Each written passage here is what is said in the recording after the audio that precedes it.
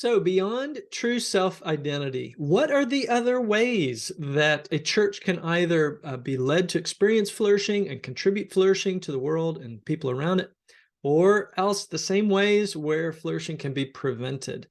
The second way I want to introduce you to moves us from the identity level where that true self-identity rests up to a second level, which is the leader level of your church. As you might expect, there is leadership happening at your church and has been ever since it was planted or founded or whatever the case may be. There has been some form of leadership. Well, here's what tends to happen in the life of any organization, churches included. People bring in their own leadership style that they default to. It's kind of a BYO leadership situation, and it tends to be invisible. But most people aren't aware that I'm bringing this style of leadership in, and these are my tendencies as a leader. By the way, our default leadership style doesn't necessarily mean it's the one that's our favorite. Sometimes we can default even back to leadership that has been modeled to us or that we've experienced that we didn't like. And that can be part of our default too.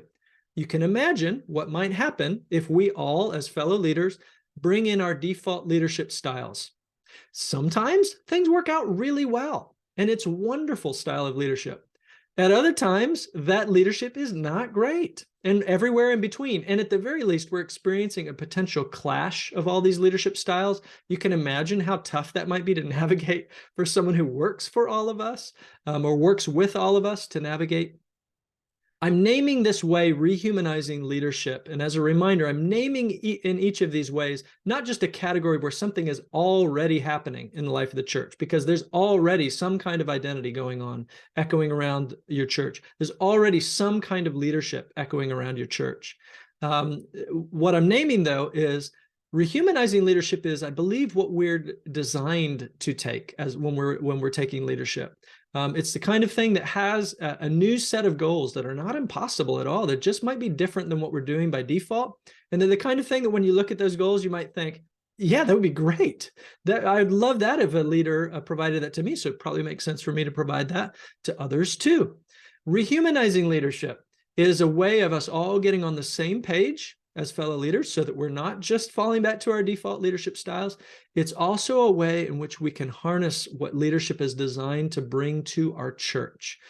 First of all, to the people who are on the team with us and our fellow leaders. And of course, that extends out to the congregation, out to the community, out to any of those other relationships where our leadership is going to come into contact. So I hope this is already helping you to imagine with your own church what identity might look like in the context of your church, your true self-identity that God has designed you with, the unique potential, but also what leadership might look like if it were rehumanizing and if all of your leaders were on the same page about it. You might imagine that flourishing might start to get unlocked even more. Flourishing, not only that you guys get to experience together, but that you're able to provide to the people, the image bearers, and to the world and community around you. And I hope that it's starting to really get intriguing to you as something that you are made for.